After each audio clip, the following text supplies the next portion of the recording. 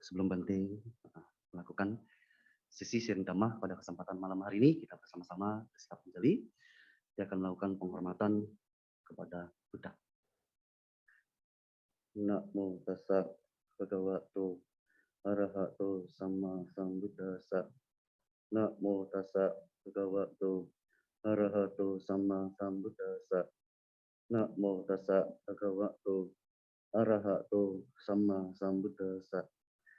Dhamma piti sukhang seti vipassannena cetasa Arya bawe dite dhammi sadaramati pandito. Ia yang mengenal Dhamma akan hidup berbahagia dengan pikiran yang tenang. Orang bijaksana selalu bergembira dalam ajaran yang dibabarkan oleh para Arya.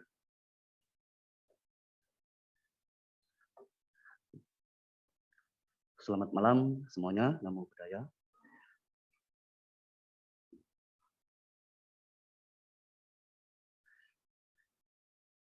Ini sepertinya lagi bermusuhan.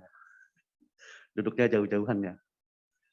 Ya, sungguh berbahagia pada kesempatan kali ini, khususnya kita bisa berjumpa dan mungkin kali pertama bagi Bante bisa bertatap muka lagi nih. Setelah sekian lama kita cuma bertatap muka melalui kamera, baik laptop ya ataupun handphone. Dan juga kita beberapa hari belakangan juga seringkali disibukkan dengan acara Waisak. Siapa yang ikut ke Borobudur kemarin? Ada? Angkat tangan. Ya, bagaimana pengalamannya di sana? Pasti bahagia. Ya. Ternyata di sini juga mengadakan Waisak di tanggal yang sama ya. Sebelum Bante memulai, Bante ingin mengucapkan selamat hari Waisak semuanya. Semoga semuanya selalu sehat dan bahagia. Siapa yang nggak bahagia hari ini? Semuanya sudah bahagia ya? Sepertinya Bante nggak perlu ceramah. Sudah tidak perlu diajarkan bagaimana caranya bahagia, karena sudah bahagia semua. Ya. Pada kesempatan malam hari ini, Bante ingin membicarakan tentang satu sutta yang cukup menarik yang ingin Bante bahas pada kesempatan malam hari ini.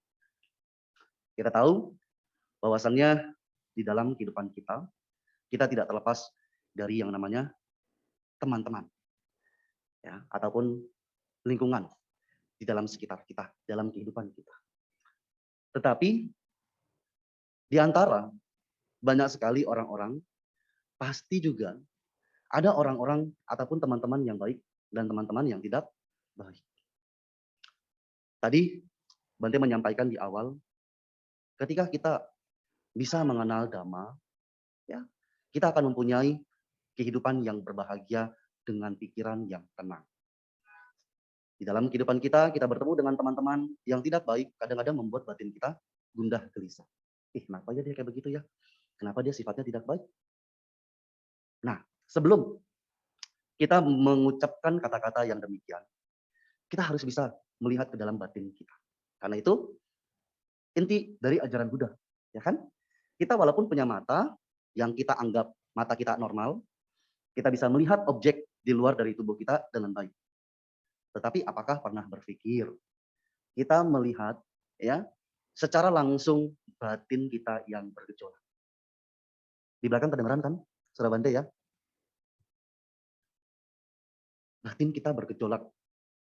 Karena tentu saja, siapa sih yang di sini ingin kehidupannya tidak bahagia? Ya, jadi semuanya nggak mau angkat tangan. Takut kelihatan hidupnya nggak bahagia. Ya, nah jadi sebelum kita bertemu dengan orang-orang yang demikian, ya, dan juga di dalam Dhammapada Pandita Uwaga, ya, Uwaga syair-syair tentang orang bijaksana, di sana juga dikatakan bahwasannya sungguh bahagia, ya, kalau misalnya kita punya teman ataupun sahabat ataupun saudara yang mampu menunjukkan kesalahan, memberikan nasihat kepada kita tentang mengetahui mana yang baik dan mana yang tidak baik, mana yang bermanfaat dan mana yang tidak bermanfaat untuk kehidupan kita. Itu berbicara tentang kualitas-kualitas ya yang dimiliki oleh orang lain. Tetapi ya di dalam Anumana Sutta, ya, sutta yang akan Bante bahas pada kesempatan malam hari ini, bukan hanya berbicara tentang kita melihat orang-orang yang mana yang bisa kita berikan nasihat dan mana yang tidak bisa kita berikan nasihat. Tertarik nggak? Kadang kan kita susah ya, Bante udah saya nasehatin, ya kan, juga orangnya nggak bakal bisa menerima, ya kan, susah nasihatin orang. Ntar ketika kita udah nasehatin, dibalikinnya dengan gampang, lu aja jalanin dulu, jangan nyuruh gua. Bener nggak? Di dalam kehidupannya kita pasti menemukan orang-orang yang demikian ya. Dulu waktu zaman-zaman kuliah di Myanmar, S1, pernah ada biku Sri Lanka mengatakan kayak begini, suatu kesalahan yang fatal ketika Sang Buddha mengirimkan satu missionary, 60 missionary yang pertama. Ya, kita tahu missionary yang pertama itu ada berapa? 60 orang. Betul ya? Karena kenapa? Beliau beranggapan bahwasanya 60 orang itu harusnya mempunyai kualitas sebagai seorang arahat. Oke? Semua yang 60 orang itu harus punya arahat sehingga ya, ketika mereka menyebarkan ajaran Buddha tidak ada yang namanya miskonsepsi. Dan dia beranggapan bahwasannya seorang pembabar dhamma juga harus minimal sotapana baru bisa membabarkan dhamma. Coba bayangkan, Bante saat ini bukan sotapana. Ya, Bante pun jana pun belum. Bagaimana kita bisa belajar dan bertemu? Tapi ya, kita semua di sini sama. Ya, sama dalam artian sama-sama masih mau belajar. Anumana Sutta ini berlatar belakang ketika Sang Buddha tinggal ya di Sungsuma Ragira, hutan desa Kala. Dan ini sutta yang berisikan percakapan antara siswa utama beliau, yaitu Yang Mulia Maha Moggallana. Di dalam sutta tersebut dikatakan bahwasannya ya, banyak sekali biku yang walaupun ya, di dalam ucapannya selalu mengatakan, semoga para mulia menasihati aku. Aku ingin dinasihati oleh para mulia. Ya, tetapi sekalipun kita mengatakan hal yang demikian, ya, biku tersebut mengatakan yang demikian, namun biku tersebut sulit untuk dinasehati. Mengapa demikian?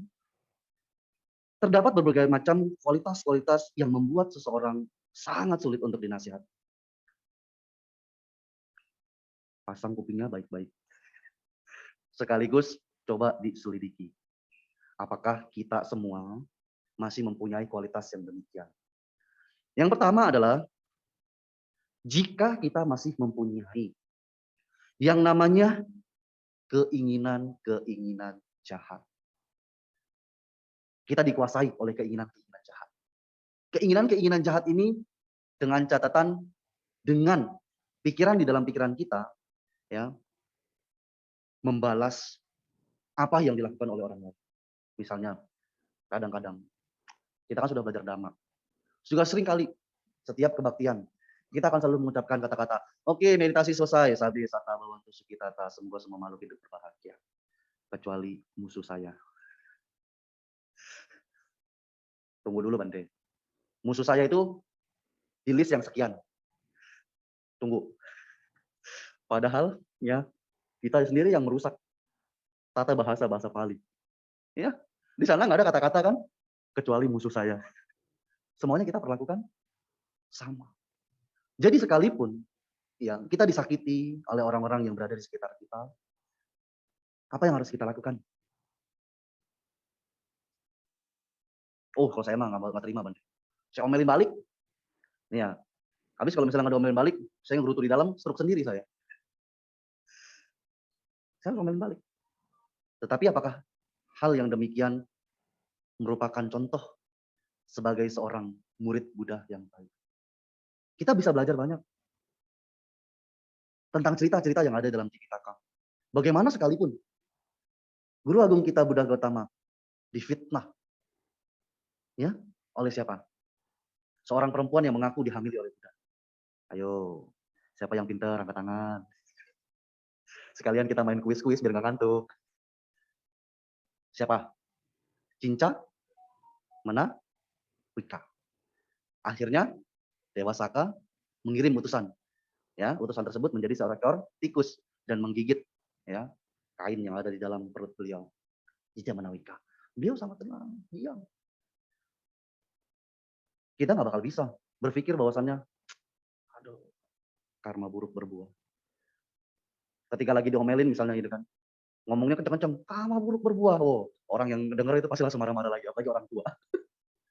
Ya, seorang anak, ya kan, lagi dinasihatin sama orang tuanya, bilang, karma buruk berbuah. Langsung, ya kan. Tapi kita harus menyadari, ya, ada hal-hal yang kadang-kadang di dalam kilesa kita, di dalam batin kita, hal-hal yang bertentangan dengan kebiasaan-kebiasaan buruk, itu pasti akan selalu ditolak oleh batin kita. Ya, dhamma itu arahnya ke kanan, kilesa itu arahnya ke kiri. Ya. Contoh, di sini rata-rata kayaknya mungkin ada beberapa yang masih suka minum minuman. Ya, nggak perlu angkat tangan. Ya, cukup diketahui. Di dalam Pancasila Buddhis kita jelas-jelas dong, ya kan? Aku bertekad akan melatih diri menghindari makan dan minuman yang dapat menyebabkan lemahnya kesadaran. Satu sloki aja Bante cukup. Ya, ntar udah satu sloki, ya kan dia udah lupa kesadarannya ya kan? Ya satu sloki lagi lah. Tanggung Bante anginnya belum keluar. Ya, kenapa bisa sampai seperti itu? Ya kan? Nah, kita harus menyadari ya bahwasanya ketika kita muncul keinginan-keinginan jahat, dikuasai oleh keinginan-keinginan yang jahat di dalam batin kita, yang sesungguhnya kita menginginkan kehidupan penuh dengan kebahagiaan. Bagaimana kita bisa mendapatkan kebahagiaan? Melihat orang ini salah, ngelihat dia berbuat ini salah, ya kan? Dia diam aja juga salah. Ya, karena kenapa? Di dalam batin kita penuh dengan hal-hal yang tidak baik, penuh dengan kejahatan. Acan Chah di dalam salah satu bukunya mengatakan, tidak seberapa bagus ya mengenai tempat-tempat yang ada di luar dari batin kita, di luar dari tubuh kita. Tempat itu tidak akan bisa mempengaruhi. Kalau misalnya tempatnya bagus tapi pikirannya jelek, tempat itu nggak akan bagus. Tempat itu akan selalu jelek. Kemanapun kita pergi, kita akan selalu bilang, tempatnya nggak bagus, jelek, biasa aja. Makanya, ketika sekalipun kita orang yang sangat baik, tapi ada orang yang mempunyai pikiran yang jahat, keinginan dan dikuasai oleh pikiran-pikiran jahat, pasti dia akan bilang, apa baiknya dia? Intinya, iri hati. Ya, itu tentang kualitas yang pertama. Kualitas yang kedua adalah, nah ini sering nih, lucu nih. Ketika kita memuji diri kita sendiri dan mencela orang lain.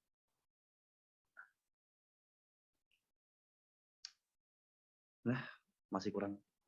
Kalau misalnya dia ngituin tugas-tugas nggak baik, masih ada kurang ini, kurang ini, kurang ini, kurang ini, kurang ini. Begitu dia dikasih tanggung jawab, kelabakan. Kadang enak kan kalau misalnya kita hanya mengkritisi ya, melihat hasil kerjaan orang lain. Ya kalau misalnya lihat yang kurang, kok dibantuin. Kalau misalnya melihat yang kurang, jangan disalahin orangnya. Kalau misalnya kita melihat ada yang sesuatu yang kurang, kenapa kita nggak berpikir kita bantuin dia? Alih-alih kita malah menyalahkan dia. Betul nggak? Terkadang kita ini kan selalu menuntut dan selalu egois. Kenapa dibilang selalu menuntut dan selalu egois? Kita hanya selalu berpikir seperti ini. Di dalam kehidupan kita. Ataupun cobalah di dalam pasangan. Ya, yang punya pasangan hidup. Kalau misalnya pasangannya, ya kan, nggak peka, ya kan, lagi bad mood, ya kan, nggak peka, marah-marahnya nggak jelas, mau nggak kalau misalnya dirayu? Pasti mau. Tapi kalau misalnya lagi bad mood, ya kan, kita bisa mengungkapkan dan menjelaskan menggunakan komunikasi-komunikasi yang baik. Tidak perlu mengharapkan dari pasangan kita untuk melakukan suatu hal yang bisa membuat kita happy. Kenapa harus menunggu? Kebanyakan kita selalu menuntut. Ya, begitu juga di dalam satu aktivitas yang ada di dalam wihara. Banyak sekali muncul. Bante sudah perhatikan. Permasalahan hanya karena mereka berpikir, apa sih yang wihara bisa lakukan buat gue? Ya kan? Pengurus-pengurusnya nggak baik wihara ini. Pengurus-pengurusnya nggak ramah. Umat-umatnya nggak senyum sama sekali. Tetapi pernah nggak kita berpikir, ya kan, apa yang bisa kita berikan kepada wihara? Apa yang bisa kita berikan kepada umat-umat yang datang ketika kebaktian? Kita mungkin tidak mengharapkan. Tetapi begitu kita melakukan, misalnya hal yang contoh, yang simpel aja, ya cukup beranjali. Selamat malam, nama budaya, apa kabar? Udah lama nggak ketemu. Pasti dia akan merasakan, ya nama budaya. Demikian juga di dalam ajaran Buddha. Ya, ketika kita menginginkan kebahagiaan, kita sendiri yang harus menciptakan kebahagiaan tersebut. Bukannya kita menunggu untuk mendapatkan kebahagiaan, tetapi harus membuat kondisi supaya kita bahagia. Nah, ya, jadi sekalipun kita melakukan suatu perbuatan, harus sesuai dengan rasa ketulusan hati. Nggak perlu lagi namanya, "Wah, saya kemarin di sana tuh hebat, berhasil acara saya yang dekor loh, ini nggak bisa apa-apa, ini segala macam." Ya, kalau misalnya kita bertemu dengan orang yang demikian, harus hati-hati. Sudah sangat sulit untuk kita berikan nasihat. Karena kenapa? Ya dia merasa dirinya hebat, ya, itu udah nggak mungkin. Apalagi kalau misalnya kita yang memberikan nasihat ke dia, dianggap tidak bisa apa-apa. Dia nggak akan mungkin bisa dengarkan kita. Kualitas selanjutnya, yang membuat seseorang untuk sulit untuk dinasihati adalah dia dikuasai oleh yang namanya kemarahan. Kemarahan menghancurkan segalanya. Bukan hanya diri dia, tapi kemarahan juga menghancurkan orang lain. Ya. Jadi ketika kita mau ngomong begini, dia udah langsung marah. Gimana mungkin bisa langsung nasehatin? Oh, kamu harusnya langsung. Eh, belum ngomong apa-apa, udah langsung dipotong. Ya. Nah, lalu marah itu pasti juga punya bentuk-bentuknya. Kesal, ya. Lalu setelah itu juga dia keras kepala. Kalau misalnya orang udah keras kepala, harus dicoba. Ya, kalau misalnya ketemu sama yang orang keras kepala, rekomendasiin ketemu sama Bante. Nanti bawa Bante tes. Lebih keras kepala dia apa kelapa? Ya, apa sih yang harus kita kerasin? Ya. Nah, kita semua masih yang namanya belajar. Kita masih yang namanya butuh jana. Ya. Kita harus bisa bersama-sama. Ketimbang kita mencari dan membesar-besarkan permasalahan, kenapa kita tidak bersama-sama mencari solusi? Iya dong, yang ngakunya pinter, yang ngakunya hebat, yang ngakunya punya banyak pengalaman. Kalau misalnya bisa memberikan yang lebih baik, hal-hal yang lebih baik, siapa sih yang nggak senang dikasih tahu, ya kan? Tapi kalau misalnya dia sudah keras kepala, ah, udah nggak perlu lagi mengucapkan sepatah kata, ya, lebih baik diam. Diam pun kadang-kadang kalau misalnya ketemu sama orang keras kepala, pun dia bisa lebih marah lagi, ya.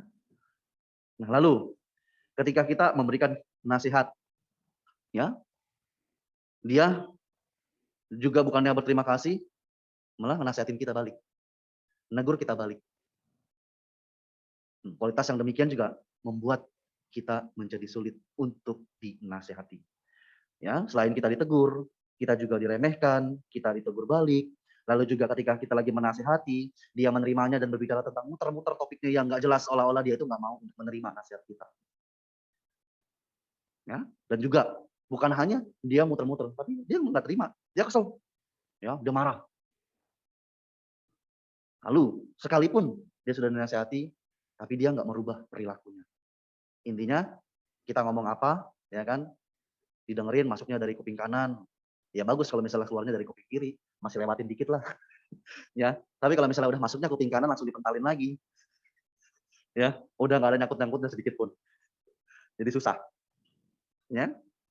Lalu juga ketika seseorang mempunyai sifat yang dia mudah sekali untuk merendahkan orang lain dan bersikap kurang ajar. Ini merupakan satu hal yang kualitas yang Bante rasa sudah mulai hilang di bumi Indonesia tercinta khususnya. Dulu kita mempunyai satu perilaku yang sangat bagus, sangat cantik kalau misalnya menurut Bante. Gimana? Mungkin siapa yang ingat kalau misalnya kita sedang melihat orang lagi berbicara satu sama lain, ya, kita pasti akan apa? Nundukin jalan, ya, nundukin kepala gini sambil misi. Tapi kalau anak sekarang kayaknya sudah tidak ada rasa hormat. Bahkan orang dewasa pun ketika misalnya dia melihat para pekerja misalnya ya lagi duduk dan ngobrol berdua, ya dia lewat aja dengan santai. Dia merasa bahwasanya dirinya hebat, dirinya yang tinggi, punya posisi. Ya. Tapi kalau misalnya kita memperlakukan semua mereka dengan cara yang baik, pasti mereka pun akan menaruh apa? Respect, menaruh hormat. Karena mereka ya, kita jangan selalu beranggapan bahwasanya kamu lulusan apa? Ah, lulusan ini katanya. Kamu lulusan mana? Lulusan universitas. Kamu baru berapa pengalaman kerja? Ini segini. Sekarang dunia modern berbicara tentang demikian. Selalu dilihat dulu, lulusan apa? Lulusan ini. Lulusan mana? Lulusan ini. Katanya, oh itu katanya. Ya, kita harus bisa di dalam kehidupan kita tidak boleh merendahkan orang lain. Sekalipun ya, hal tersebut memang benar adanya. Ya, bukan hak kita untuk merendahkan mereka. Ingat, ya, semua makhluk memiliki karmanya masing-masing. Kehidupan kita tidak selalu di atas. Kehidupan kita juga kadang-kadang selalu berputar. Ya, ada apa yang Bente pernah baca juga istilahnya ya kayak foto-foto gitu yang menggambarkan sebuah gambar yang menunjukkan bahwasannya ada satu orang yang di satu sisi ya di bawah bukit, ada yang satu sisi dia berada di atas bukit. Orang yang di bawah melihat ya orang yang di atas melihat yang di bawah kecil, orang yang di bawah melihat ke atas juga kecil. Ya. Nah, demikian ya di dalam kehidupan kita, kadang-kadang kita yang udah di dalam posisi melihat yang bawah itu nggak ada papanya. Ya kan? Ya, itu ya merupakan hal yang harus kita lakukan dan juga kita tidak boleh mempunyai kualitas yang ibaratnya hmm, kurang ajar. Kurang ajar di sini mungkin lebih kepada satu spesifik orang ya yang dengannya kita tidak bisa melakukan satu perbuatan semena-mena. Yang pertama sudah jelas, yaitu orang tua kita sendiri. Ya. Lalu yang kedua, kita juga tidak boleh kurang ajar terhadap teman baik kita sekalipun. Harus bisa menghargai yang namanya persahabatan. Apalagi persahabatan yang sudah cukup dijalin begitu lama. Ya. Kita harus bisa benar-benar menghargai, tidak boleh kurang ajar. Karena kita tidak ada yang tahu. Ya, mood ataupun perasaan itu selalu berubah-ubah. Ya. Wedana, anicca di dalam Anatalakana Sutta. Perasaan tidaklah kekal. Ya. Jadi mungkin aja ya satu waktu ketika kita sudah melakukan kegiatan-kegiatan yang sering kita lakukan, tetapi pada kesempatan itu moodnya, perasaannya sedang tidak baik-baik saja, dia akan tersinggung dengan kita. Pasti sering kita mengalami. Ya, oleh sebab itu, mau bagaimanapun kita harus bisa bersikap saling hormat menghormati, sekalipun itu kepada sahabat kita sendiri. Ya, kita harus bisa mengucapkan kata-kata yang baik, kita harus bisa melakukan perbuatan-perbuatan yang baik. Dan yang paling penting adalah ketika kita jauh dari sahabat kita, kita selalu menumbuhkan cinta kasih dimanapun mereka berada. Semoga mereka sehat, bahagia, bebas dari penderitaan, tidak kekurangan apapun. Ya, dengan kita memunculkan dan melakukan perbuatan-perbuatan mengembangkan cinta kasih di ya luar ataupun jauh dari mereka, maka kemungkinan untuk membicarakan kejelekan-kejelekan teman kita itu nol. Senang nggak digosipin di luar? Nggak senang kan? Sama sahabat sendiri apalagi. Ya kan? Langsung sakitnya di sakit dari sini katanya. Ya, sama sahabat sendiri Bante katanya. Ah, iya. Nah, makanya kita harus bisa ya menumbuhkan cinta kasih. Lalu juga di dalam kehidupan kita, nah ini mungkin bisa kelihatan. Kalau misalnya kita orang yang gampang iri dan tamak, tamak mungkin lebih bahasa Indonesianya rakus ya, serakah terhadap baik itu benda, baik itu makanan, ya, ataupun hal-hal lainnya. Tetapi tidak demikian kalau misalnya rakus atau tamak atau serakah terhadap dhamma. Ya, semakin Anda belajar dhamma semakin bagus. Tetapi dengan niat yang benar, dengan cara yang benar. Karena kenapa? Kalau misalnya niatnya tidak baik, saya belajar dhamma ya kan supaya menang ketika diajarin sama dia kalah debat, sakit hati. Gue pengen belajar supaya nanti debat sama dia gue menang. Itu niat yang tidak benar. Lalu cara yang salah, ya. Cara yang salah adalah menggunakan dhamma untuk keuntungan materi, keuntungan dia pengen supaya terkenal dan sebagainya. Tidak, ya. Sang Buddha tidak pernah mengatakan hal yang demikian. Di dalam Dhamma Dayada Sutta, di sana dikatakan dan juga diberikan contoh, ya. Ketika kalian dihadapkan pada pada dua orang biku, ya, di dalam Dhamma Dayada Sutta itu, ya kan. Ini kalian bisa memvote ya. Di dalam Dhamma Dayada ada seorang biku yang sudah mengetahui, oh, kita sudah tidak boleh makan jam 12. Mereka datang sudah mau mepet-mepet di jam 12 lewat, tengah hari. Ya kan? Karena tahu datang bertemu dengan Sang Buddha kebetulan lagi makan, sih kepada satu biku ini. Satu biku ini menerima dengan berpikir, oh, saya lebih baik makan dan menjalani kehidupan ini setelah tengah hari dan latihan dengan baik. Ya kan? Tetapi ada satu biku yang dia sudah tahu jam 12 itu, ya kan, sudah mau lewat, diberikan makanan, beliau menolak. Di antara dua orang biku ini, yang dipuji oleh Buddha siapa? Biku yang menerima dan makan, atau biku yang menolak? Biku yang menerima dulu, coba angkat tangan. Siapa yang setuju Buddha memuji ya biku yang menerima dan memakan? Angkat tangan. Jangan tinggi-tinggi, bahaya. Ya, bercanda, bercanda. Mana coba lihat? 1, 2, 3, 4, 5, 6. Oke, itu biku yang menerima dan makan ya. Oke. Siapa yang setuju dengan biku yang menolak? Huh? Cuman satu. Coba tinggi-tinggi. Yang setuju ya dengan biku yang menolak. Angkat tangan. 1, 2, 3. Malu-malu begini tangannya. Ya, jadi lebih banyak melihat komposisinya ya, lebih banyak biku yang menerima dan memakan. Tetapi Buddha memuji biku yang menolak. Mengapa demikian? Ya, beliau mengajarkan untuk bisa berpuas diri. Di dalam kehidupan menjadi seorang samana terutama bagi biku, bukan untuk mendapatkan keuntungan materi. Bukan untuk mendapatkan pujian-pujian. Bukan untuk mendapatkan yang namanya penghormatan. Demikian juga kita untuk menjadi seorang yang dikatakan orang yang mahir mau belajar dhamma. Bukan untuk yang namanya kekayaan materi. Kalau misalnya kita sudah berpikir tentang kekayaan materi dan mau belajar dhamma, jangan belajar dhamma. Ya, karena syarat. Ya, iya. Kenapa? Kita disuruh untuk apa? Memberi kan? Tapi ini kita pengen minta. Gimana dong? Nah, di dalam Alagaddupama Sutta juga, di sana diceritakan Sang Buddha. Kalau misalnya kita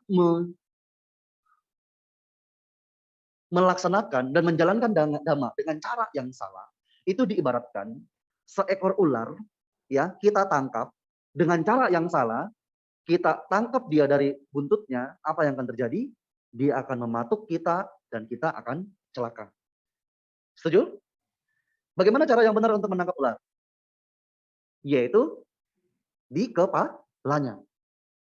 Demikian juga Buddha mengatakan, kalau kita mengetahui dhamma, ya, dan menggunakan dhamma ini dengan cara yang salah, maka bukan hanya ya, di kehidupan yang akan datang kita akan menderita, tetapi di kehidupan saat ini juga kita menderita.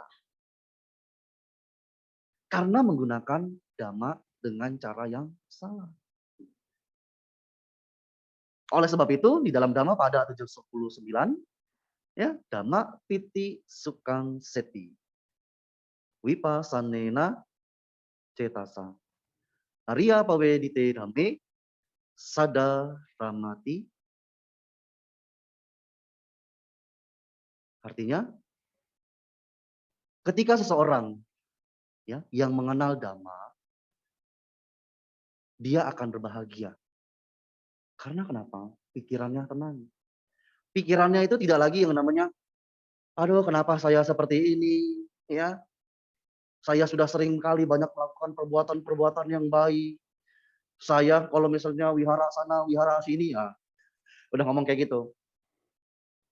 Kenapa hidup saya masih menderita? Ya. Nah, jadi kita harus bisa merenungi tentang kualitas-kualitas ya yang sudah Bante sampaikan tadi.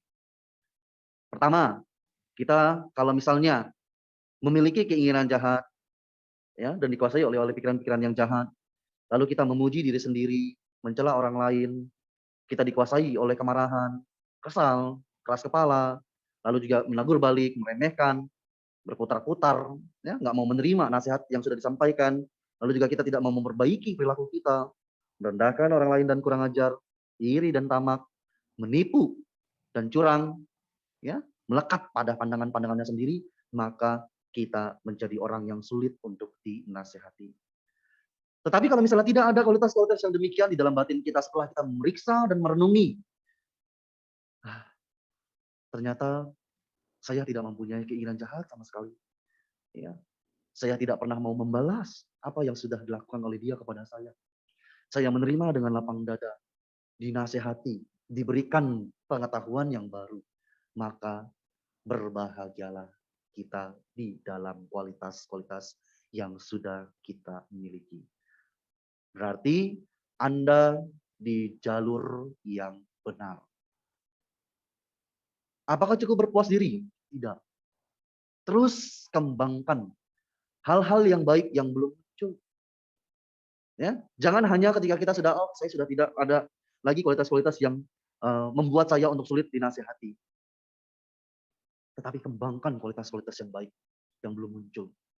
Kalau misalnya ada bagaimana Bante? Mulai tinggalkan perlahan-lahan kualitas-kualitas yang tidak baik.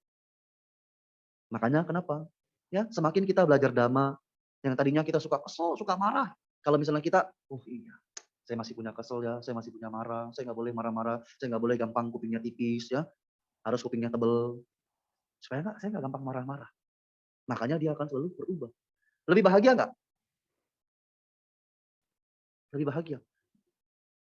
Umur panjang nggak? Umur panjang. Kalau orang yang marah-marah, udah nggak bakal umur panjang. Kenapa? Oh, segala macam penyakit keluar semua. Ya, makanya udahlah jangan marah-marah, ketawain aja. Kalau dulu kebetulan Bante sempat belajar namanya hipnoterapi, di dalam kelas itu dikatakan begini katanya. Kalau misalnya kita nggak mau kesel sama orang yang lagi marah-marah, tutup mata, bayangin ya kartun-kartun yang lucu kesukaan kalian. Misalnya siapa? Ya kan? Kalau misalnya yang suka sama Doraemon, ya kan? Nah, udah, bayangkan bagaimana lucunya mukanya Doraemon kalau lagi marah-marah sama Nobita. Kita nggak akan jadi marah-marah. Terus kalau misalnya kita suka kartun siapa? Misalnya, ya kan? Kartun eh, Shinchan, Shinchan. Nah, pasti kan apa? Mamanya kan suka galak juga kan? Coba bayangkan Shinchan mukanya yang lucu, gitu. Jadi kita nggak mungkin yang namanya kemarahan, ya? Atau kalau misalnya, ya kan? Mungkin ketemu pasangan yang lagi marah-marah. Bayangin aja, apa misalnya? Badut. Badut lagi ngoceh-ngoceh. Kita nggak akan marah.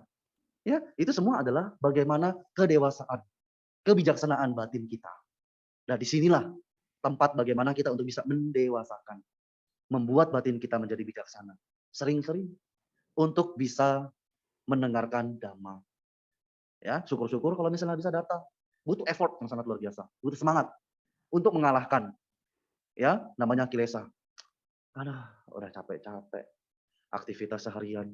Ada undangan misalnya yang kerja, yang si Ono nikah di ini jam segini, si Ono nikah jam segini, belum bisa istirahat. Ya.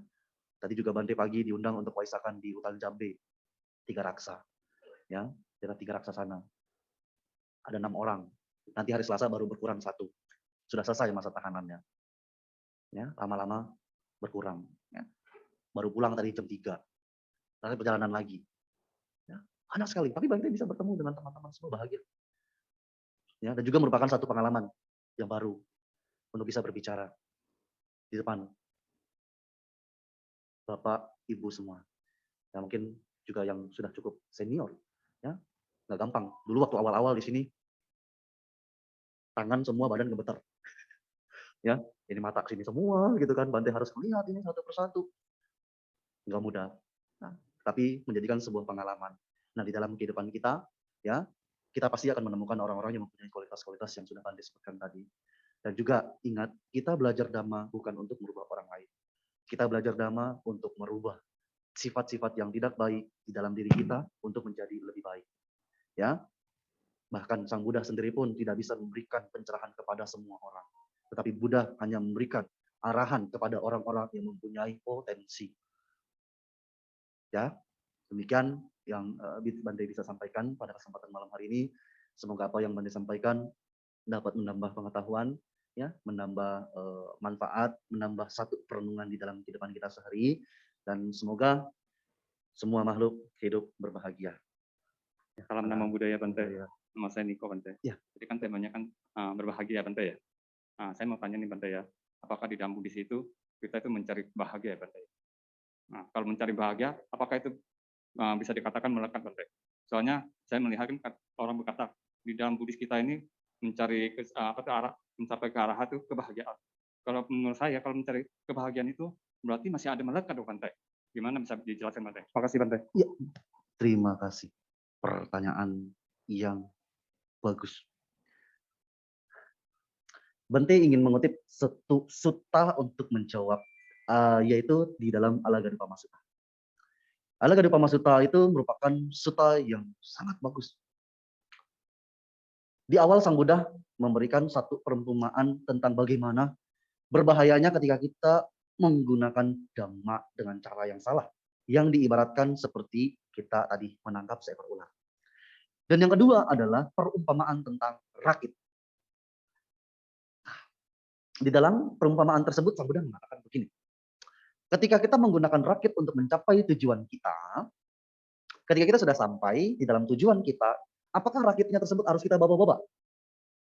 Atau kita tinggalkan rakit yang membantu kita untuk mencapai tujuan kita? Diibaratkan, Nibbana itu kan seperti sebuah pantai seberang. Ya, ketika kita sudah pergi dari satu tempat ini ke pantai seberang, sudah sampai menggunakan rakit, rakitnya ini perlu kita bawa-bawa enggak sepanjang kita di dalam pantai seberang? Jawabannya tidak. Tetapi apakah kita butuh rakit untuk mencapai pantai seberang tersebut? Butuh. Demikian juga, banyak sekali orang yang bilang begini, kamu nggak boleh melekat sama Dhamma, kamu nggak boleh begini. Yang bermasalah itu sebenarnya bukan kamu melekat dengan Dhammanya. Tetapi yang bermasalah itu adalah keras kepalanya kamu, emosinya kamu, itu yang bermasalah. Kalau misalnya kebahagiaan kita di dalam Dhamma, itu yang harus sering kali kita lakukan. Karena kenapa? Itu merupakan ciri dari kusala ataupun perbuatan yang baik. Perbuatan baik itu mempunyai ciri. Yang pertama adalah membawa kebahagiaan. Orang selalu bilang katanya agama Buddha itu hanya berbicara tentang duka, derita semua, menderita semua. Tetapi ada juga kebahagiaannya. Cuman kan masalahnya kita nggak pernah mau. Ayo coba jalankan seperti ini, lepaskan kemelekatan, bahagia nggak? Nggak mau Bante, kalau nggak melekat ini saya bakal bisa. Buddha udah bilang, coba lepaskan kemelekatan yang ada. Bener nggak kita bahagia? Bahagia dari apa? Minimal. Ya, yang sudah pernah Bante praktek. Handphone. Kita nggak pegang handphone nih seharian. Pikiran kita nggak mungkin mikirin hal-hal yang lain. Dulu di Thailand, kita nggak dikasih pegang handphone. Udah sama sekali nggak tahu tuh. Ntar ini mikirin apa, mikirin ini. Kalau misalnya sekarang, Bante ngundang tanggal segini. Bante tanggal segini bisa nggak? Aduh tanggal segini saya nggak bisa, bagaimana? Ntar tanya lagi, Bante ini wihara butuh ini, wihara Bante ini. Ya, setidaknya kita sudah bahagia nggak dicariin sama orang. Kita bisa berlatih dengan baik, teman-teman. Misalnya di wihara, ya kan? Oke, 30 menit. Oke, saya matiin. Ya tadi jawab, ya kan? Nggak pernah diem nih handphone ya kan? 30 menit aja kita matiin. Indahnya hidup. Bisa, kebahagiaan kita bisa ciptakan dalam kehidupan kita sehari-hari. Ya, tidak perlu istilahnya bagaimana mencapai arahat yang tinggi-tinggi, tidak perlu. Tidak perlu tinggi-tinggi, kita bisa menggunakan Dhamma untuk kehidupan kita, kebahagiaan kita dalam kehidupan sehari-hari. Ingat, Buddha mengatakan ehipasiko. Kita bisa membuktikan dalam kehidupan ini dan kita juga bisa mendapatkan manfaatnya. hasilnya dalam kehidupan saat ini. Ya, jadi kemelekatan terhadap arahat, ya kita bahkan harus mencondongkan. Bahkan di dalam abidama itu diibaratkan seperti ini. Seseorang yang bahkan hanya mencapai tingkat sotapanna di dalam dasa nena pahatama itu kadama. Di dalam penggambaran cerita tersebut bahwasannya hanya seseorang yang mencapai sotapanna yang mampu melihat ya nibbana. Walaupun sotapanna sendiri pun masih melihat seperti kayak remang-remang. Tahu jalan lagi berkabut bisa kelihatan dengan jelas nggak? Nggak. Tetapi hanya harahat yang mampu melihat jalan itu terang. Ya, jadi ya kita harus melekat terhadap dhamma dengan cara yang benar. Yang mampu membawa kita kepada tujuan kita, yang tidak perlu tabrak sana tabrak sini. Itulah fungsi dari mengapa kita harus belajar dhamma.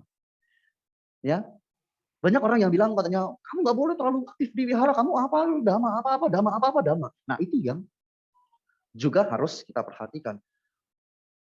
Ya, apa-apa begini. Dulu Bante juga sama. Kesel banget. Biku baru, nggak tahu apa-apa, ya kan? Kita juga, ya namanya biku baru, bilang kayak begini. Oh kamu nggak boleh begini, salah winaya. Kamu nggak boleh begini, salah winaya. Kita yang namanya biku baru kan dibilang salah winaya, salah winaya. Winaya yang mana lagi? Ya kan, banyak kan 227 kan. Winaya yang lagi mana lagi? Kesel-kesel ya kan, pelajarin. Satu. Sampai 227. Terakhir, gue deh dengan gayanya gitu kan.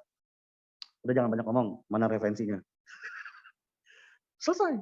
Kadang ada orang ya kan yang sebenarnya itu nggak suka dengan sifat kita, tetapi selalu menyambung-nyambungkan dengan apa? Dhamma, oh kamu ini begini, ini begini. Nah, makanya kita juga harus hati-hati. Nggak boleh selalu menggunakan kata-kata itu yang sangat bahaya. Ya, jadi jawaban dari Bante adalah kalau misalnya kita bahagia di dalam kehidupan kita, ya, dan kita harus mempunyai kemelekatan. Contoh, kalau misalnya kita nggak melekat sama harta kita, mana bisa berbuat baik, bisa bahagia nggak? Nggak bakal bisa. Yang penting kita tahu, ketika kita mengetahui, ya kita mempunyai porsi dhamma seperti ini, ya kan? Porsi dhamma ini kita harus menggunakan sesuai dengan fungsinya saja, ya kan? Supaya membawa kita kepada tujuan kita yang sebenarnya. Jadi penjelasannya adalah kita yang masih apalagi putu jana, nggak boleh melekat sama dhamma katanya. Gimana kita mau menggunakan dan untuk mencapai ke arah sana kalau misalnya kita dhammanya kita tinggalkan. Kecuali kalau misalnya kita sudah menjadi seorang arahat itu baru kita tinggalkan. Ya. Jadi orang jangan salah persepsi bahwasannya dhamma itu kebahagiaan itu sendiri pun harus ditinggalkan. Iya nanti kalau misalnya sudah sampai arahat. Tapi kalau misalnya belum sampai arahat masih harus bahagia. Kan muncul kemelekatan Bante. Ya memang harus melekat. Nah, bagaimana? Justru kemelekatan itu kita tahu fungsinya. Ya kan? Jangan mau menciptakan kemelekatan gitu bahagia, kita tahu oh saya sudah bahagia di sini. Oke, cukup sadari. Permasalahannya adalah ketika mereka bahagia, mereka tidak menyadari bahwasanya kebahagiaan itu juga tidaklah kekal. Ya, maksudnya apa? Kondisinya, kebahagiaan kita muncul karena adanya kondisi. Ketika kondisi berubah, kebahagiaan itu berubah. Duka. Apa contoh misalnya, punya duit yang banyak.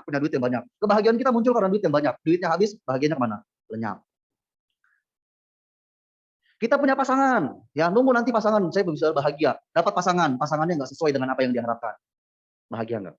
Nggak bahagia. Tunggu saya punya rumah, ya kan? Sudah punya rumah. Sekarang rumahnya banyak malingnya. Kondisinya semua berubah. Kebahagiaan yang kita dapatkan, itu karena adanya kondisi. Sang Buddha memberikan sebuah hal. Waspada, sadari. Hanya itu saja. Supaya apa? Ya kan? Tidak melekat. Tetapi apakah boleh kita ulangi kebahagiaan itu? Boleh, tentu saja. Ya kok ya? Semoga menjawab pertanyaannya. Terima kasih. Bante, apakah kita sebagai anak boleh menasehati orang tua jika apa yang dilakukan menurut kita kurang tepat, seperti untuk mengurangi asumsi-asumsi negatif? Terima kasih, Bante. Ya, terima kasih. Bante pernah mendengarkan ceramahnya Bante Utamo. Ya, jadi ini jawaban yang ini Bante sampaikan sesuai dengan pendapat beliau. Dan Bante rasa cukup bagus. Apa yang beliau sampaikan? Sekarang pertanyaannya begini. Kita tanya dulu. Siapa yang sudah menjadi orang tua? Angkat tangan. Boleh angkat tangan. Ya maaf ya, sudah jadi orang tua. Ya, sekarang kalau misalnya kita sudah menjadi orang tua, punya anak, mau nggak diajarin sama anak? Nggak ada yang mau. Tetapi ketika kita ditantang untuk menjawab pertanyaan yang diajukan oleh anak kita suka nggak? Misalnya contoh, di dalam kalimat kata-kata jawaban dari Bante Utama adalah merubah kata-kata pernyataan dengan pertanyaan. Paham sampai sini? Terus pertanyaannya bagaimana Bante? Ya disesuaikan dengan kondisi. Kalau misalnya kita mau ngomong sama orang tua. Misalnya tadi, untuk mengurangi asumsi-asumsi negatif. Terkadang kita harus bisa kreatif untuk memberikan sebuah pertanyaan kepada orang tua kita. Ketimbang kayak begini, "Mah, nggak boleh begitu, Mama nggak boleh namanya pikiran negatif, salah itu," katanya. Orang tua pasti marah-marah, ya kan? Tapi coba kita rubah dengan begini kata-katanya, "Mah, kira-kira ya, kalau misalnya Mama mempunyai ya kan, pandangan yang negatif terhadap seseorang, tapi orang tersebut tidak melakukannya, kira-kira bagaimana?" Jadi membuat orang tua kita itu berpikir. Terus dia ada jawaban lagi. Nah, kita memberikan lagi pertanyaan-pertanyaan terus. Ya. Jadi untuk bisa memberikan dan menasehati orang tua kita, itu tidak boleh memberikan dengan kata-kata pernyataan. Tetapi kata-kata diganti menjadi pertanyaan. Pahamnya sampai sini ya? Nah, jadi kalimat pernyataan diganti dengan pertanyaan. Itu jawaban dari beliau, Utama. Saya kutip ya. Semoga menjawab. Terima kasih. Jika kita pernah difitnah oleh seseorang, lalu seiring berjalannya waktu, kita tidak sengaja bertemu dengan orang tersebut yang memfitnah kita. Dia mencoba untuk menyapa kita, tapi yang kita lakukan adalah mulai menjaga jarak dengan dia. Dalam arti, cukup tahu atas perbuatan yang dia lakukan dan demi menghindari perbuatan buruk lainnya yang akan dia lakukan kepada kita. Apakah hal tersebut sudah benar? Terima kasih, Bante. Sewana cak balanang pandita nanca sewana pujaca pujanyana eta manggala utamang. Terkadang kita dapat menerjemahkannya menjadi jangan berasosiasi, jangan bergaul dengan orang yang tidak bijaksana. Bergaul dengan orang yang bijaksana, menghormat kepada mereka yang patut dihormati, itulah berkah utama. Ketika kita difitnah sama orang bagaimana, Bante? Fitnahnya itu benar apa enggak? Ya, Bante juga difitnah. Oh iya, jangan kata Bante juga terbebas dari fitnah, Bante sering difitnah. Ya, tapi apa yang kita harus lakukan? Ya, ini benar-benar praktekkan langsung. Kalau misalnya kita difitnah, kita nggak perlu ngomongin kejelekan dia. Ya, nanti kan dia kan pasti kan ngomong begini depan kita kan begini. Dia ketemu sama teman ini. Teman baik kita sekalipun kalau misalnya dia fitnah kita, dia dengan teman baik kita, nggak perlu kasih klarifikasi apa-apa terhadap teman kita. Ya, biarkan waktu yang menjawab. Kalau misalnya kita yakin kita tidak melakukan seperti apa yang dia fitnah, ya, itu yang pertama. Nanti karma buruk itu diibaratkan seperti kita memberikan sebuah persembahan kepada tamu kita, tapi persembahan itu tidak dinikmati oleh tamu kita. Persembahan itu akan menjadi milik kita. Betul? Nah, demikian juga kalau misalnya kita tahu ya, ada orang yang memfitnah kita, lalu juga membohongi kita, gosipin kita, kita tidak perlu ngomongin dia, ngejelekin dia. Bahkan harus puji, "Oh, bagus dia." Ya, punya banyak teman yang dengerin fitnah dia.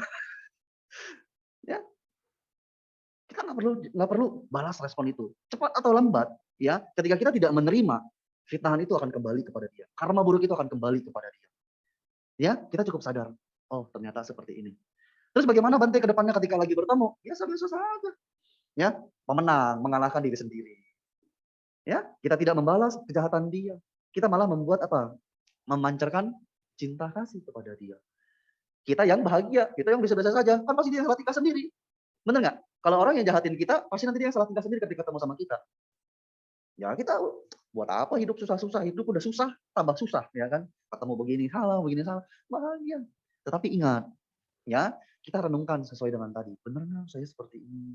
Melakukan hal yang demikian, ucapan-ucapan yang saya ucapkan, benar nggak? Makanya jangan sembarangan ngomongnya nggak dijaga, ngomongnya nggak dikontrol. Ngomong aja semua ini ketemu sama sini ngomong gini. Ya, kita nggak tahu apa yang sudah kita ngomongin ke dia, kita nggak sadar. Kita nggak ingat semua kan. Tapi kalau misalnya kita kontrol, oh ngomong si A, saya nggak ngomong apa-apa. Ingat, ucapan kita pokoknya jangan selalu berbicara tentang kejelekan orang lain. Jangan pernah sekalipun menggosipin orang lain. Ya, sekalipun siapapun itu, jangan. Ya, jangan sampai menyesal sendiri.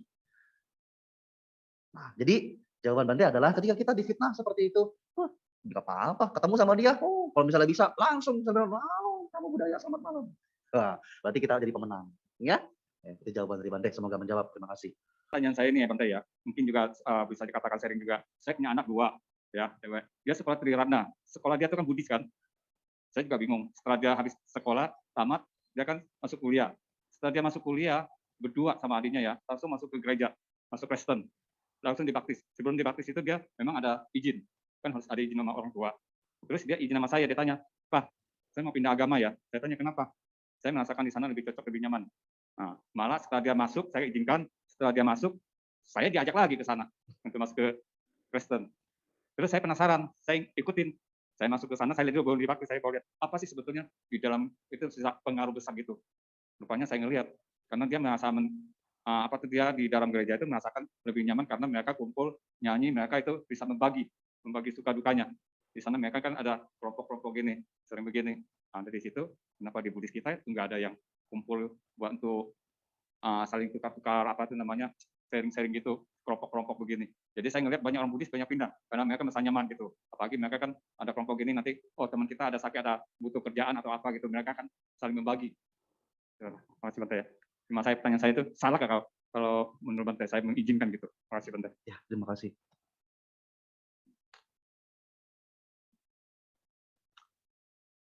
Nggak punya anak, menderita. Punya anak, juga menderita. Ya, jadi sama. Jangan pikir jadi biku itu nggak punya anak, nggak menderita. Ada sama Nera badung-badung. Ya, orang tuanya yang happy-happy. Saya titipin anak saya yang badung si Bante. Untuk menjawab pertanyaan ini, mungkin agak cukup panjang ya. Tetapi Bante sebenarnya ingin memberikan satu himbauan dulu, terutama untuk orang yang sudah punya anak. Seringkali orang tua itu tanpa disadari, ya, dan ini mohon maaf ya Komiko ya, bukan maksudnya untuk menyalahkan. Tetapi ini saya ingin membuka, coba kita buka wawasan kita, buka pikiran kita. Terkadang itu anak masih membutuhkan rasa kasih sayang dari orang tuanya. Dan dia biasanya seringkali tidak bisa mendapatkan kenyamanan dan kehangatan dan kasih sayang dari orang tuanya. Di satu sisi orang tuanya berpikir, saya sudah cukup kerja keras untuk membantu dan mencoba memberikan apapun yang kalian inginkan. Memenuhi segala kebutuhan-kebutuhan kalian. Tetapi orang tua juga tidak sadar bahwasannya yang dia berikan itu hanya dari sisi luar saja. Berikan makanan-makanan yang enak, tempat-tempat yang nyaman, pakaian-pakaian yang bagus, barang-barang yang termahal. Tetapi orang tua lupa. Batinnya tidak diperhatikan. Banyak sekali anak-anak yang mereka senang dengan teman-temannya. Karena kenapa? Mereka merasa nyaman. Mereka merasa didengarkan oleh teman-temannya. Tetapi orang tua, coba pernah nggak berperilaku?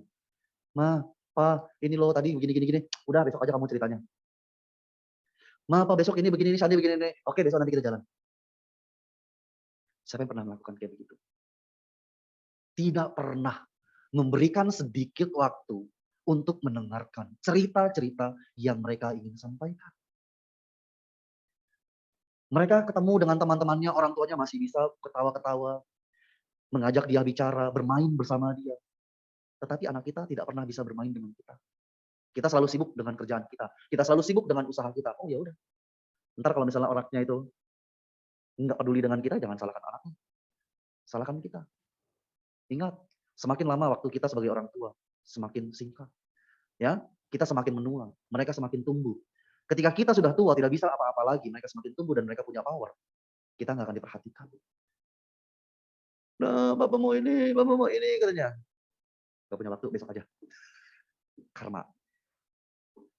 Ya, jadi sebelum itu terjadi, sebenarnya itu adalah salah satu, kalau Bante menilai hasil dari ketidakpekaan kita terhadap hal yang demikian. Atitang dan wagameya. Yang sudah berlalu, ya sudah berlalu. Kita tidak bisa sesali. Yang perlu kita sesali sekarang adalah bagaimana caranya menjadilah orang tua yang baik sekarang posisinya. Mereka sudah belajar tentang yang namanya di sana. Ya, kita belajar di sini. Coba kita tetap buktikan bahwasanya kita juga bisa menjadi pribadi yang lebih baik. Memang Bante tadi selama perjalanan menuju ke rutan bersama dengan seorang cici-cici yang selalu berteman dengan ibu-ibu kompleks, ya, ibu-ibu rumahan, juga selalu mendengarkan keluh kesah. Kenapa ya di Buddhis kita itu rasanya kayaknya tidak peduli, ya. Ketika ada permasalahan yang kita alami, kita mau cerita kemana? Kita tidak mendapatkan hal yang istimewa misalnya. Boleh juga satu waktu, ya, kita bikin call center. Call center bagi orang-orang yang membutuhkan, ya, kenyamanan batin. Bante juga bingung. Kan banyak sekali biku-biku, ya, ataupun pengurus-pengurus yang mungkin kita anggap sebagai orang yang kalau Bante menilai Mas Harwan bisa menjadi seorang yang menerima. Ya, mendengarkan banyak sekali, maksudnya apa keluh kesah kita. Ya, apa salahnya kita berbicara? Malu Bante, saya ketahuan kan saya gabung selama ini kan menjaga image orang yang penuh bahagia, merasa ini baik-baik saja semuanya. Ya, seberapa kuat kita? Oke, jadi kalau misalnya berbicara salah atau tidak salah, kau mengizinkan anak, ya kita di dalam Buddhis dibilang mau bagaimana lagi? Ya, nasi sudah jadi bubur. Iya. Justru tadi sebenarnya saya pengen tahu tuh, ya kan? Begitu Koko diminta izin, Koko tuh sempat nanya balik apa enggak? Untung tadi bilang pernah tanya kenapa? Kalau nggak itu yang saya pengen tanyakan. Alasannya kenyamanan. Nah, kenyamanan berarti dia tidak mendapatkan kedamaian dan kenyamanan di dalam rumah itu sendiri. Ya, dan dia tidak mendapatkan kenyamanan di dalam komunitas. Makanya bapak-bapak, ibu-ibu, koko-koko, cici-cici yang nggak mendapatkan kenyamanan, ya, coba bisa ngobrol-ngobrol dengan kawan-kawan, bukalah diri. Jangan kita selalu mengharapkan orang itu untuk datang dan ngobrol sama kita. Tapi kita yang harus bisa bergaul. Kita mencoba membuka, ya, untuk kenal si A, si A. Ntar Bante juga bisa ngetes nih. Di sini kan banyak, ya kan, yang suka aktif setiap malam minggu di sini kebaktian siapa aja? Angkat tangan. Yang aktif kebaktian di sini setiap malam minggu, angkat tangan. Ayo angkat tangan. Ayo, angkat tangan. Oke, satu. Nah, sekarang Koko, Bante tanya, kenal nggak Mas Ingko yang mana? Yang di belakang tuh, yang pakai masker warna hitam. Koko boleh berdiri? Iya, boleh berdiri. Komiko kenal nggak? Nggak Komiko. Nah, itu. Ya, padahal kita semua di sini sama. Kita harus bisa kenal dengan ini siapa, ini siapa. Apalagi kita bersama-sama. Terus kalau misalnya kita mengalami yang namanya masalah, ingat ya, semua orang yang hadir di sini, termasuk Bante sekalipun, yang nggak punya anak, punya ngerasain bagaimana susahnya ngurus anak. Ya, semua sama, kita semua itu punya masalah. Ya, nggak ada ruginya kita mungkin, aduh saya termasuk orang yang nggak bisa untuk memendam masalah, saya harus cerita. Pokoknya saya cukup menceritakan, saya berbagi saja. Pasti banyak orang yang mau mendengarkan. Ya, tapi kalau misalnya kita selalu cerita apa-apa cerita, itu mah ibaratnya kita nggak pernah ada usaha, selalu mengeluh terus hidupnya. Ya, orang juga yang ngedengerin ngeluh lagi kan? Udah langsung itu ngeluh lagi kan? Gitu. Ya, kita harus bisa untuk menjalani kehidupan. Bukan hanya kita kok yang punya masalah, semua orang punya masalah yang hadir di sini. Ya, yang hadir dalam masalah ataupun yang mendengarkan dalam Zoom. Ya lumayan, ya kelihatan. Ya, semua. Coba yang di dalam Zoom kita tanya. Ya kan, siapa yang nggak pernah mendapatkan masalah? Coba raise hand. Sekali raise hand coba tangetin, ingetin namanya. Ya, punya nggak masalah dengan kesehatan? Ya, sekalipun kita dalam kehidupan kita permasalahannya, ya saya nggak pernah begini, Bante nggak pernah gini, saya selalu bahagia. Ya, nah jadi kalau misalnya memang mau memecahkan masalah ini cukup panjang sih, ya tapi Bante hanya berbilang apapun sebagai orang tua pasti pengen menginginkan anaknya bahagia. Ya, selama mereka bisa berbahagia, yang paling penting adalah selama mereka berbakti dan sayang kepada orang tuanya. Ya, masih sah-sah saja. Ya, selama mereka mempunyai keyakinan yang berbeda, masih sayang sama kita, berbakti kepada kita, ya, mendengarkan nasihat-nasihat yang kita berikan kepada mereka, sah-sah saja. Ya, jadi itu jawaban dari Bante ya. Semoga menjawab. Terima kasih.